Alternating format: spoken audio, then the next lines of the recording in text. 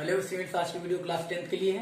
आज हम chapter 5 arithmetic progression की एक्सरसाइज 5.2 का क्वेश्चन नंबर 8 का सेकंड पार्ट सॉल्व करेंगे। ठीक है, चलिए स्टेटमेंट दी गई है। In an AP the third term is 4 times the first term, the sixth term is 17, find the series. Statement कह रही है किसी एपी में यानी किसी अरिथमेटिक प्रोग्रेशन में third term is 4 times the first term, यानी जो थर्ड टर्म होगा वो फर्स्ट टर्म का कितना है 4 टाइम्स है। देखिए दिया गया 4 टाइम्स द फर्स्ट टर्म। फिर आगे आपको गिवन है द सिक्स्थ टर्म इज 17, जबकि आपको सिक्स टर्म उस एपी का सिक्स टर्म आपको दिया गया 17। फाइंड द सीरीज, तो आपको एपी सीरीज फाइंड करनी है। ठीक है, तो चलिए सबसे पहले हमें देखिए यहाँ पे दिया गया है, यहां से हम लेते हैं an AP the third term is 4 times the first term, है ना। तो सबसे पहले यहां देखिए हम सपोज कर ले रहे हैं late the first term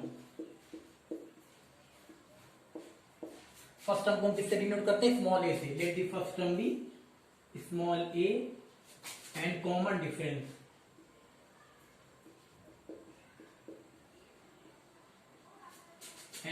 difference be d. हमने फर्स्ट टर्म को किससे, स्मॉल ए से लिया है और कॉमन डिफरेंस को स्मॉल डी से। ठीक है, चलिए अब यहां पे देखिए जो कंडीशन हमें दी गई है, the third term is 4 times the first term. यहां देखिए लिख ले रहे हैं इसको, थर्ड टर्म, यहाँ कंडीशन जो दिया गया है थर्ड टर्म, जो थर्ड टर्म है इस एपी का is 4 times the first term, 4 times इसका फर्स्ट टर्म का, यानी 4 इंटू फर्स्ट टर्म, ये हो गया। ठीक है, इसके अकॉर्डिंग थर्ड टर्म यानी कि तीसरा टर्म, तो थर्ड टर्म को हम किससे दिखाएंगे, A3 से। इससे A3 से is equal to 4 times A। First term को किससे हमने डिनोट किया, देखिए फर्स्ट टर्म को A से, तो यहां हो जाएगा A। अब A3 दिया गया है, आपको फॉर्मूला बताया गया था NH टर्म का। देखिए अगर NH टर्म का फॉर्मूला आपको बताया गया था, NH टर्म यानी AN इज इक्वल टू या TN कुछ भी लिख सकते हैं, होता था A plus N minus 1 into D. तो ये अगर हमें थर्ड टर्म निकालना, AN की जगह A3 यानी NH टर्म की जगह थर्ड टर्म, तो यहाँ जहां जहां N है वहां क्या पुट कर देंगे, 3 पुट कर देंगे, तो हो जाएगा A3 is equal to A plus यहाँ इनकी जगह 3 माइनस 1 इंटू डी। अब इसको सॉल्व कर लेंगे तो आ जाएगा A प्लस 3 माइनस 1 यानी कि 2D। यानी कि देखिए A3 जो था, A3 को हम क्या लिख सकते हैं, A3 को हम लिख सकते हैं A प्लस 2D। A3 यहाँ 3 था तो 3 से एक कम यानी 2D, A प्लस 2D यानी फर्स्ट टर्म में यहाँ 3 था तो 3 से एक कम यानी 2D है ना। A3 को हम क्या लिख सकते हैं, A प्लस 2D। ऐसे ही आप देखिए यहाँ पे जनरली अगर चाहे तो देख सकते हैं A4 है तो A4 क्या लिख सकते हैं, A प्लस 4 से एक कम यानी 3D, है ना। ऐसे ही मान लीजिए आप लिख सकते हैं, मान लीजिए दे दिया गया A12 दे दिया गया, तो A12 को आप क्या लिख सकते हैं, A12 को लिख सकते हैं आप A प्लस 12 से एक कम यानी कि 11D। 12D को क्या लिख सकते हैं, A प्लस 11D। तो समझ गए ना, ऐसे आप लिख सकते हैं। तो A3 को आप क्या लिखेंगे, A प्लस 2D। A3 को क्या लिख सकते हैं आप, A प्लस 3 से एक कम यानी 2D। ठीक है, चलिए तो ऐसे लिख लेते हैं इसको हम लिख लेते हैं। A3 को हम क्या लिख सकते हैं, आपको पता है NH टर्म के फॉर्मूले से A प्लस 2D, हम लिख ले रहे हैं इसको A plus 2D is equal to यहाँ 4A है ना। इसको यहाँ पे अगर हम ट्रांसफर करते हैं, यहाँ हो जाएगा 2D is equal to 4A minus A, तो हो जाएगा 2D is equal to 3A, है ना, ये आ गया। अब इसको हम देखिए ऐसे इक्वेशन बना सकते हैं, 3A minus 2D is equal to 0। इसको हम ले रहे हैं इक्वेशन नंबर फर्स्ट, है ना। 3A प्लस 2D उधर गया तो माइनस 2D हो गया is equal to 0। 3A minus 2D is equal to 0 equation number first बन गई। ठीक है, अब देखिए एक चीज आपको और गिवन है, ये यहाँ द सिक्स टर्म इज 17, जो सिक्स टर्म है वो कितना दिया गया है, 17 दिया गया है। सिक्स टर्म 17 दिया गया है, तो देखिए यहाँ पे हम ये भी लिख ले रहे हैं ऑल्सो, ये चीज हमें गिवन है सिक्स टर्म। देखिए हम यहाँ लिख ले रहे थे ये सिक्स टर्म कितनी दी गई, 17। सिक्स टर्म क्या है, 17। तो सिक्स टर्म को हम कैसे लिखेंगे, सिक्स टर्म यानी कि देखिए A6 टर्म यानी A6 is equal to 17। A6 को कैसे लिखेंगे, A6 को हम लिखेंगे A प्लस 6 से एक कम यानी 5D। A प्लस 5D लिख सकते हैं ना, तो लिख देंगे, इसको हम लिख देंगे A plus 5D is equal to 17, ये आ गया। अब यहाँ पे देखिए A plus 5D is equal to 17 आ गया, इसको हम मान ले रहे हैं क्या, इक्वेशन नंबर सेकेंड। ठीक है, NH टर्म का फॉर्मूला पता है ना, वो NH टर्म का formula AN is equal to A plus N minus 1 into D, उसी से ये है। A6 को हम लिखेंगे अगर NH टर्म के फॉर्मूले से, A6 इज इक्वल टू, यहाँ देखिए A6 is equal to A plus 6 minus 1 into D, तो क्या आएगा A प्लस 5D, तो ये हमने डायरेक्ट लिख लिया, है ना, लिख सकते हैं ना। चलिए अब इसके बाद दोनों इक्वेशन को हम सॉल्व कर लेंगे। तो इधर ही हम सॉल्व कर लेंगे। देखिए यहाँ लिख देंगे from first and second, from first and second. First and second equation को अगर सॉल्व करेंगे यहाँ देखिए, चलिए एलिमिनेशन मेथड सॉल्व कर लेंगे। फर्स्ट इक्वेशन क्या है? फर्स्ट इक्वेशन है 3a - 2d is equal to 0। 3a - 2d is equal to 0। Second equation क्या है? a + 5d is equal to कितना? 17। अब यहाँ एलिमिनेशन मेथड से करेंगे। यहाँ पे देखिए तुम कोई एक कोफिशिएंट इक्वल करना पड़ेगा, चाहे d का कोफिशिएंट इक्वल करे और चाहे a का कोफिशिएंट इक्वल करे। चलिए a वाला कर लेते हैं, ठीक है।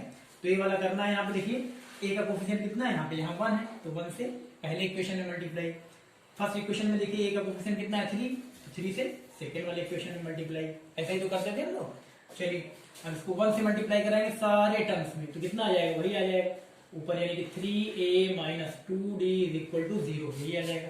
3 से कराएंगे तो यहाँ पे आ जाएगा 3a, यहाँ आ जाएगा प्लस 15d और यहाँ आ जाएगा 51, आएगा ना। चलिए अब यहाँ माइनस करने पे होगा, यानी साइन चेंज करना पड़ेगा। प्लस 3 है तो माइनस 3 है, प्लस 15d है तो माइनस 15d, प्लस 51 है तो माइनस 51। अब प्लस 3 है माइनस 3 है कैंसिल हो गया। यहाँ देखिए minus 2d minus 15d minus 17d, और यहाँ कितना है? माइनस 51। तो यहाँ देखिए माइनस माइनस कैंसिल हो गया, d इज इक्वल टू आ गया 51/17, यानी d की वैल्यू कितनी आ गई? 3। d की वैल्यू कितनी आ गई? 3। 17 3 था 51। चलिए अब d की वैल्यू आ गई, यानी हमें कॉमन डिफरेंस की वैल्यू मिल गया। हम a की वैल्यू निकाल लेते हैं, स्मॉल a यानी फर्स्ट टर्म। चलिए तो यही इसी d की वैल्यू को यहाँ लिख दे रहे हैं। देखिए इसके बाद d की वैल्यू जो 3 है इसको हम पुट कर देंगे, चाहे फर्स्ट में चाहे सेकंड में। चलिए पुट कर दे रहे हैं, लिख दे रहे हैं यहाँ देखिए put d is equal to 3 in equation first. इस d की वैल्यू जो d 3 निकाली d की वैल्यू, उसको हम इक्वेशन फर्स्ट में पुट कर देंगे। इक्वेशन फर्स्ट है ना। चलिए जहाँ d है वहाँ क्या पुट कर देंगे? जहाँ d है वहाँ 3 पुट कर देंगे। तो यहाँ पे कितना है? यहाँ है 3a - 2 इंटू d की वैल्यू कितनी? 3 इज इक्वल टू 0। तो ये हो जाएगा 3a - 6 इज इक्वल टू 0, यानी हो जाएगा 3a इज इक्वल टू 6, यानी a इज इक्वल टू आ जाएगा 3 2 6। a की वैल्यू कितनी आ गई? 2 आ जाएगी, आएगी ना। अब d की वैल्यू आपको मिल गई और a की वैल्यू आपको मिल गई। अब आपको निकालना क्या है? आपको निकालना फाइंड द सीरीज, यानी वो अरिथमेटिक प्रोग्रेशन जो आएगा, जो सीक्वेंस आएगा वो आपको बताना, पूरी सीरीज बतानी है, ठीक है। तो आप बता सकते हैं सीरीज। आपको a की वैल्यू मिल गई, a की वैल्यू मिल गई, b की वैल्यू मिल गई, ठीक है। इतना समझ में आ गया। चलिए अब सीरीज, आप सीरीज भी निकाल सकते हैं। इसको मिटा देंगे, बस ये याद रखिए, हम लिख ले रहे कहीं a की वैल्यू हमें कितनी मिली है? a की वैल्यू हमें 2 मिली है और d की वैल्यू कितनी मिली? 3 मिली, ठीक है। a की वैल्यू 2 मिली, d की वैल्यू 3 मिली, बस। चलिए अब सीरीज हमें क्या करना है? Find the series. हमने a की वैल्यू फर्स्ट टर्म निकाल ली, d कॉमन डिफरेंस निकाल लिया, अब हम सीरीज निकाल सकते हैं। तो चलिए इसको मिटा दे रहे हैं। इसके बाद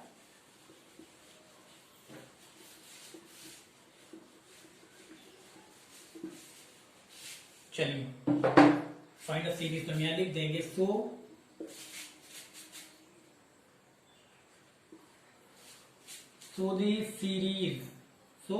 द सीरीज इज, ये भी लिख सकते हैं AP series. So the AP series is, ठीक है। तो यहाँ देखिए AP सीरीज हम लिख ले। तो AP सीरीज, तो आपको जनरल टर्म पता है AP सीरीज का जनरल टर्म क्या होता है? सबको मालूम है जनरल टर्म होता है क्या?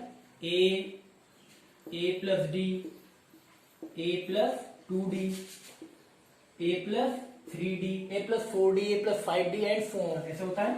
चलिए तो मैं सीरीज बतानी है, तो इतने टर्म से सीरीज पता लग जाएगी। चलिए अब यहाँ देखिए a की वैल्यू कितनी निकाली? a की वैल्यू निकाली थी 2, तो a की वैल्यू 2 हो गई। अब यहाँ पे a की वैल्यू कितनी है? 2, तो d की वैल्यू कितनी निकाली? 3, तो 2 + 3 हो गया। a की वैल्यू कितनी है? 2, तो यहाँ 2 इंटू d, d की वैल्यू कितनी है? 3, देखिए d की वैल्यू 3, बस a और d की वैल्यू रखना है, इस जनरल टर्म में आ जाएगा। फिर यहाँ a की वैल्यू 2 प्लस 3 इंटू d की वैल्यू कितनी? 3 एंड सो ऑन। चलिए इसको सॉल्व करेंगे तो यहाँ 2, यहाँ 5, यहाँ 3 to the 6 और 2 8, उसके बाद 3 से 9 to 11, है ना, ऐसे एंड सो ऑन। तो ये सीरीज जो मिली आपको 2, 5, 8, 11 एंड सो ऑन, ये क्या है? अरिथमेटिक सीरीज है, यानी अरिथमेटिक प्रोग्रेशन है। यही कह रहा था आपसे, सही हो जाएगा आंसर, ठीक है। सिंपल सा है, बस nth टर्म का फॉर्मूला पता होना चाहिए, थोड़ी सी जो बेसिक्स हमने बताए थे जो इंट्रोडक्शन पार्ट में, वो सारी चीजें आपको मालूम होनी चाहिए, ठीक है। कर लीजिए।